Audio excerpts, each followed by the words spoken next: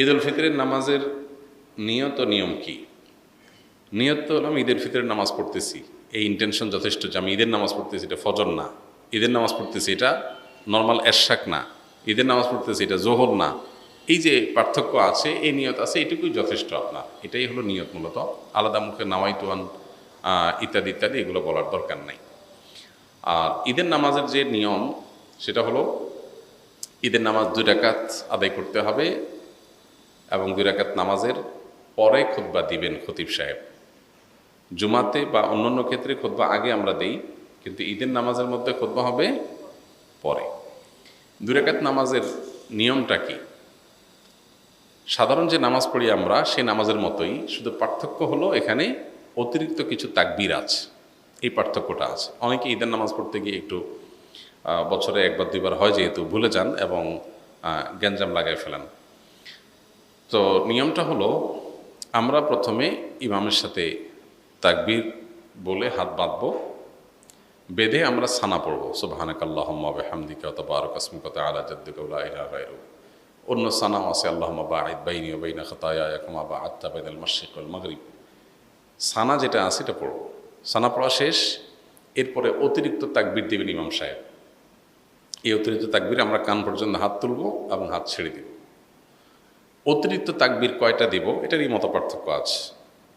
2 মতের সপক্ষেই বিশুদ্ধ হাদিস রয়েছে।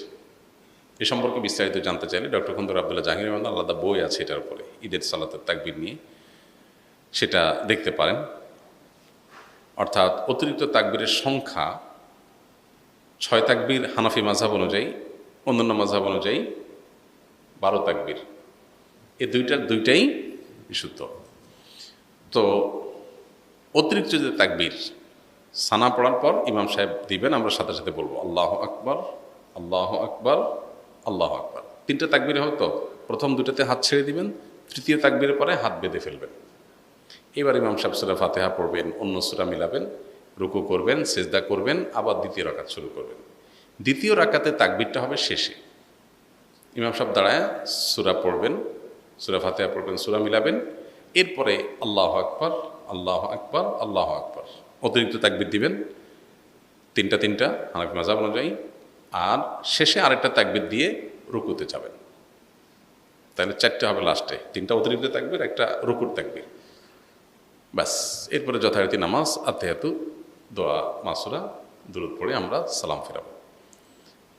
এ হলো নামাজ। তাহলে শুধুমাত্র অতিরিক্ত তাকবীরগুলো প্রথম রাকাতে সানা পড়ার পরে সূরা ফাতিহার আগে, আর দ্বিতীয় রাকাতে অতিরিক্ত তাকবীরগুলো হবে রুকুতে যাওয়ার আগে, সূরা ফাতিহা সূরা মিলানোর পরে। তাকবীরগুলো মুখে বলবো, বলার সময় হাত উত্তোলন করে আবার হাত ছেড়ে দেব, বাস। এই ছাড়া আর কোনো পার্থক্য নেই। ঈদের নামাজের পরে ইমাম সাহেব খুতবা দিবেন, তখন মনোযোগের সাথে খুতবা শ্রবণ করতে হবে। অনেকে আছেন ঈদের নামাজ পড়ে খুতবা শোনা ছাড়া চলে যান, খুবই গর্হিত কাজ, খুতবা শুনতেই হবে। সো ঈদের নামাজের গুরুত্বপূর্ণ অংশ খুতবা শোনা, খুতবা শোনা ছাড়া যাওয়া জায়েজ নাই। অবশ্যই আপনাকে ঈদের নামাজের পরে খুতবা শুনে তারপরে যেতে হবে। ঈদ উল ফিতরের সুন্নাহসমূহ কি কি? ঈদ উল ফিতরের সুন্নাহসমূহের মধ্য থেকে সব কিছুর আগে যে সুন্নার নাম চলে আসে সেটা হলো তাকবীর পাঠ করা, আল্লাহু আকবার, আল্লাহু আকবার, লা ইলাহা ইল্লাল্লাহু, আল্লাহু আকবার, আল্লাহু আকবার, ওয়ালিল্লাহিল হামদ। এই তাকবীরটার পাঠ শুরু হবে কখন? ঈদের চাঁদ দেখা যাওয়ার পর। ঈদের চাঁদ দেখা যাওয়ার পর থেকে আপনি গুনগুনিয়ে আপনি এটা পড়তে থাকবেন। যত বেশি সংখ্যক বার বাসা বাড়িতে কাজ করছেন, পরিষ্কার পরিচ্ছন্ন করছেন, ঈদের প্রস্তুতি নিচ্ছেন, হেল্প করছেন একে অন্যকে, এর মধ্যেই আপনার মুখে তাকবীর চলবে। আপনি মাগরিবের নামাজের পরে এশা নামাজ পড়তে আসলেন, মাগরিব পড়তে আসলেন, তারপরে আবার বাসায় যাচ্ছেন, যেতে আসতে তাকবীর পড়বেন। মানে ঈদের চাঁদ দেখা যাওয়া থেকে নিয়ে তাকবীরটা পরিমাণে বাড়তে থাকবে। যে যত বেশি পারেন এই তাকবীরটা পড়তে থাকবেন। কতক্ষণ পর্যন্ত চলবে? ঈদের নামাজের জন্য ইমাম যখন বের হবে, মিম্বরের দিকে আসবে, মেহরাবের দিকে আসবে, তখন শেষ থাকবে, তার আগ পর্যন্ত তাকবীর চলতে থাকবে। তার মানে আমরা ঈদগাহে যখন যাব তাকবীর পড়তে পড়তে যাব, আবার যখন মসজিদে প্রবেশ করব অবসর বসে থাকবো, ইমাম সাহেবের অপেক্ষায় থাকবো, তখন আমাদের মুখে তাকবীর চলতে থাকবে। অনেকে এই সুন্নতটা জানেন না, যার কারণে এটা মিস করেন। তাহলে আমরা তাকবীর পড়তে থাকবো ইনশাআল্লাহ। ঈদ উল আজহাতে তাকবীর উচ্চস্বরে পড়ার জন্য, আর ঈদ উল ফিতর তাকবীর বিশেষ করে চলতে ফিরতে যখন পড়বো নীরবে পড়ার জন্য নির্দেশনা করা দেওয়া হয় আছে। তো তাকবীরটা পড়া এটা হলো প্রথম নির্দেশ। দ্বিতীয়ত হলো ভোরবেলায় অন্য দিনের চাইতে একটু আগে আগে ঘুম থেকে ওঠা। আমাদের উল্টা হয়, সারা রাত ঈদের শপিং কেনাকাটা পোলাপানের আড্ডাবাজি করে এসে অন্য দিন ফজর নামাজ জামাতের সাথে পড়লেও ঈদের দিন মাস্ট মিস, উল্টা। অথচ ঈদের দিন ফজর নামাজ জামাতের সাথে পড়া, আগে আগে ঘুম থেকে ওঠা, এটার গুরুত্ব আরও বেশি। 3 নম্বর হলো গোসল করা। ঈদের জন্য গোসল করা। কেন গোসল করতে হবে? কারণ ঈদগাহে অনেক লোকের গ্যাদারিং হবে, আমি একটু ফ্রেশ শরীরে যাব, ঈদের আনন্দটা যেমন পূর্ণতা পাবে, আবার পরিবেশটা ভালো থাকবে। যে আপনার গায়ে ঘামের গন্ধ, আপনার অপরিচ্ছন্নতা থাকলে অন্য লোকের কষ্ট হতে পারে। সবাই একসাথে থাকবে যেহেতু, যাতে পরিবেশ ভালো থাকে। এরপরে আরেকটা সুন্নাত হলো ঈদের দিন আমরা যার যা পোশাক আছে এর মধ্যে উত্তম পোশাকটা পরব। এখানে একটা ভুল কথা প্রচলিত আছে, নতুন পোশাক পরতে হবে। ঈদের দিন নতুন পোশাক পরা সুন্নত না। সুন্নত হলো কোনটা? যেগুলো আছে আপনার এর মধ্যে তুলনামূলক ভালোটা পরবেন, সুন্দরটা পরবেন। ঈদ সুন্নত ছাড়া, নতুন কাপড় ছাড়া ঈদ হবেই না, এই কনসেপ্টটা আমাদের মধ্যে ঢুকছে ভুলভাবে। এটা শরিয়ার কনসেপ্ট না। নতুন পোশাক ঈদের জন্য জরুরি না। সাহাবীরা প্রতি বছর একটা করে জামা কিনতে পারতেন না, 2-4 জোড়া জামা দিয়ে জীবন পার করে দিতেন সেই 1450 বছর আগের মানুষ। এজন্য ঈদের দিন যার যা পোশাক আছে এটার মধ্যে উত্তম পোশাকটা পরব। আরেকটা সুন্নত হলো মেসওয়াক করা।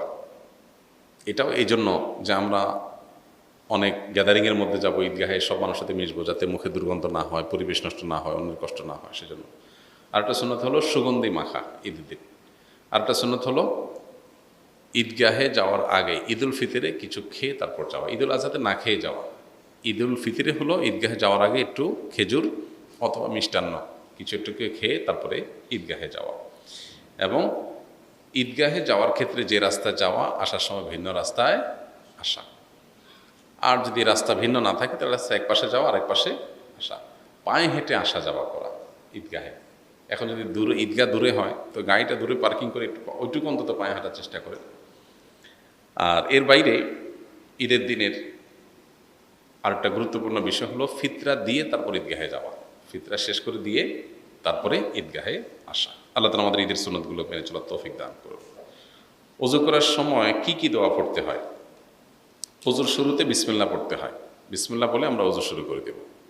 আর ওযুর শেষ আমরা কালিমায়ে শাহাদা পাঠ করব এবং আল্লাহুম্মা জাআলনি মিনাত তাওয়াবিন ওয়া জাআলনি মিনাল মুতাতাহহিরিন। আল্লাহ আমাকে তওবাকারীদের এবং পবিত্রতা অর্জনকারীদের কাতারে শামিল করেন।